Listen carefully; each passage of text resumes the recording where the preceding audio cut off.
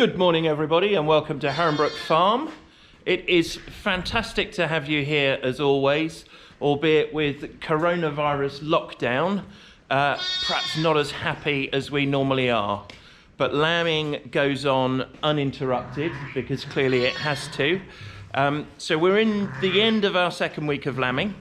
A little bit of an update for you. So the pen you can see here is obviously starting to empty out. This is the pen that's got the ones that are due to lamb the earliest, and as you can probably see, it's looking a bit emptier than it was. The nursery pen has been filled up a couple of times, and we're starting to move them out of the nursery and out to grass, and you might just be able to see some out there at grass behind. The singles pen is still pretty full. This is the one with the ones that are going to lamb a little bit later. So we're not expecting anything in this pen to lamb probably for another 2 weeks or so. And then because things are starting to move out, we've actually got some bonding pens down in this final bay here. And also we've got a cage pen for our orphan babies. Not really orphans, the ones that we've taken off mums, where mums have had 3, and we are bottle feeding them. So Jackie is busy because at the moment we've got one of our favourite ewes, Rosie, who has been in labour for about an hour and a half. We're a little bit worried about her, but we're keeping an eye on it. Jackie's had a check, and her uterus, or rather her cervix, is not as relaxed as it should be. So I'm going to go over to Jackie and she's going to tell us what she's going to do.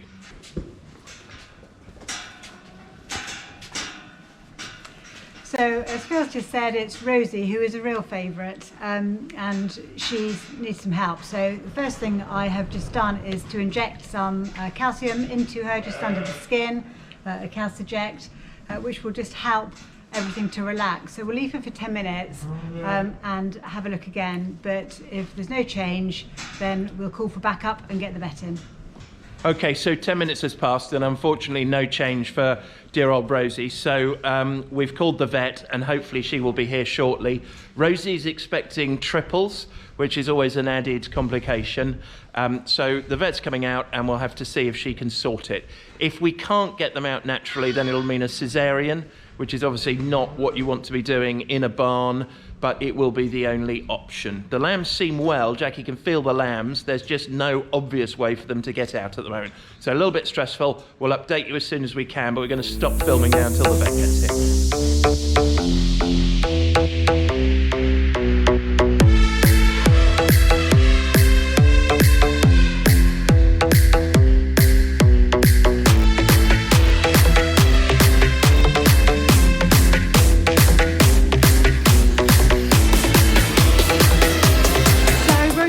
Done all the work. She just was very tight in her cervix, so I had to put a hand in and just gently help her open up. And then these 3 lovely lambs have come flying out, although they did have their legs in all sorts of funny positions. We had a back leg and 2 front legs, and then we had a head back, but she's done the business. So happy days. So Rosie's just having an antibiotic, just in case. Girly. Up.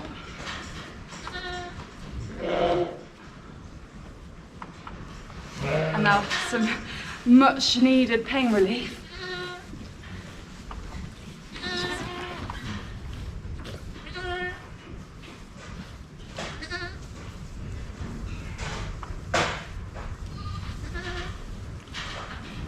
There we go. See the one who was causing the problem? He might. I think he came out second and he had his head back, actually. He's got the bigger quarters as well. But he came out really, he was sort of had the most vigour for life. He came out breathing straight away. Whereas the other 2 took a little bit of getting going, didn't they? They did, especially at first. Yeah, the first one was struggling a bit. But she's a good mum, so we think they're going to be okay.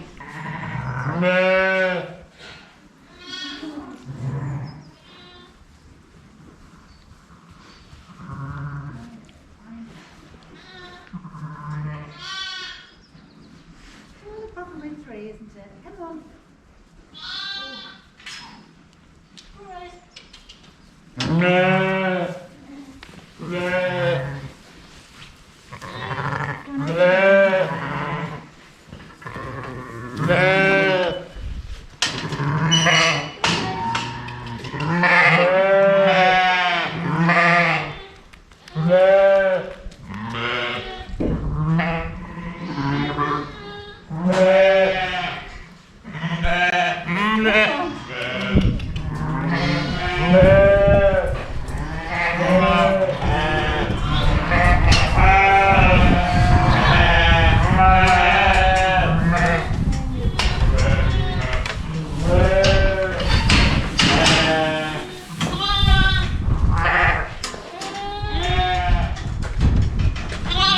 Noisy neighbours.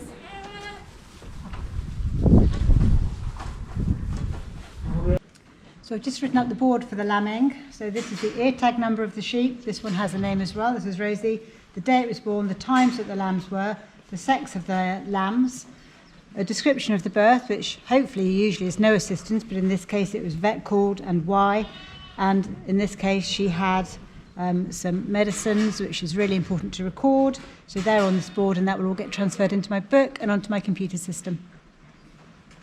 So I'll go and put the board now onto the outside of the pen, so that stays with the ewe until she moves into the nursery. So we've had another single. I was in the pen telling Peter. You weren't telling me that. She said, go get the scissors, get the scissors. I was thinking, what do we need the scissors for? Run over with the scissors and the feed bucket. And she goes, go away with the feed bucket. What you got the scissors for? And I said, bring the scissors, bring the scissors. And she said, no, bring the lamb. And I was like, well, why is that lamb? So he's there with the feed bucket and everything's going crazy in the pen. So I'm trying to get the lamb. The scissors popped out of that. So it's been a really mad afternoon. We've had things popping out all over the place. Crazy day. Yeah, mental. So it's the end of week 2 and we're obviously in the middle of coronavirus. I was supposed to have a vet student this week, but they weren't able to come. Thank goodness our son Peter's home from university, which shut down, so he's been able to help me as well. So it's been a very busy 2 weeks. We are right in the thick of it at the moment, and here's an update on the board. So we've had 32, 28 multiples and 4 singles lambs so far. We're up to 69 lambs. Sadly we lost one here. We have got these lambs are all outside, so there's 35 lambs outside at the moment. These are the ones in the nursery, and these are the ones that have just given birth over the last 3 days, which are in the pens. So I'll be updating that shortly because we'll be moving the nursery ones out and so on. So thanks very much for watching. Really hope you've enjoyed it, and we look forward to seeing you on the next update. If you do enjoy it, just hit like and subscribe, and we'll see you on the next one.